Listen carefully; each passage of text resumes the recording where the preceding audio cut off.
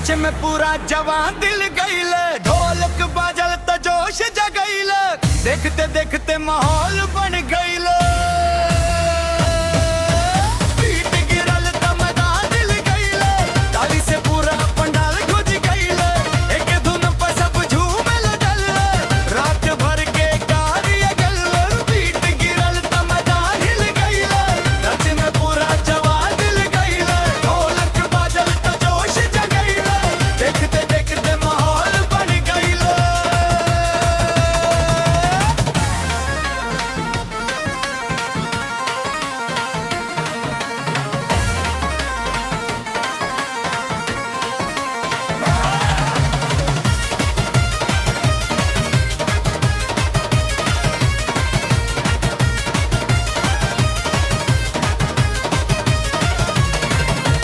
बाजा के धुन जब हवा में उड़े रे, गांव शहर के लोग साथे जुड़े रे, मस्ती के रंग आज ऐसन चढ़ल गे, थकेल कदमों फिर से नाचे लगे।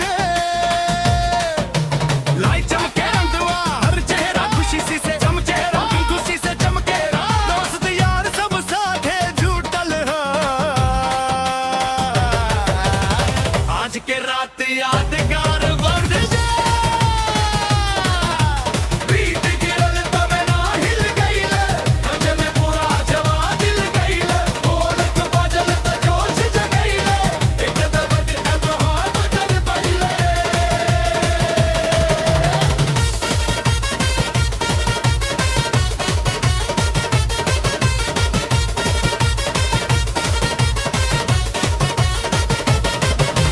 डीजे गरजे नगाड़ा बोले वे, जोश के लहरे दिलवा में डोले, एक एक बीट पर हाथ उठे दी, पूरा मैदान खुशी से झूमे। मोबाइल में वीडियो बनावेगे, सब ई पल के कैद करावेगे, जमन सुने ऊ गुनगुनावे, जमन देखे ऊ झूमे लागे। हाथों पर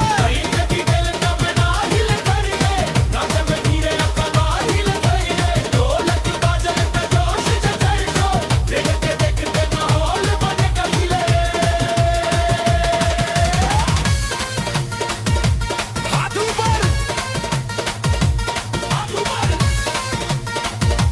ताली बजा।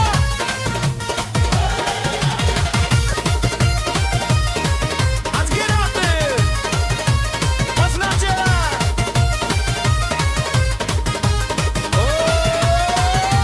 बीट बढ़ा दा डीजे,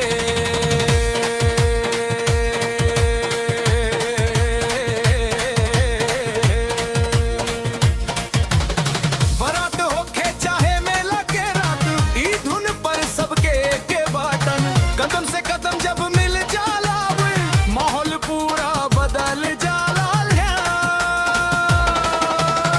जो बोले ढोलक गरजे है, उत्साह नया दिल में भर गए है, आज न केहू उदास रे झीला, गीत खुशी के सब में भर दी। बीट गिरल त मैदान हिल गईल, सबच पूरा जवान दिल गईल, ढोलक बाजल त जोश जगईल, देखते देखते माहौल बन गईल। बीट गिरल त मैदान हिल गईल, ताली से पूरा पंडाल गुज गईल, एक धुन पर सब झूमे लगल, रात भर के कार्य गईल। डीजे वाला भैया एक बेर औरी बजा दा।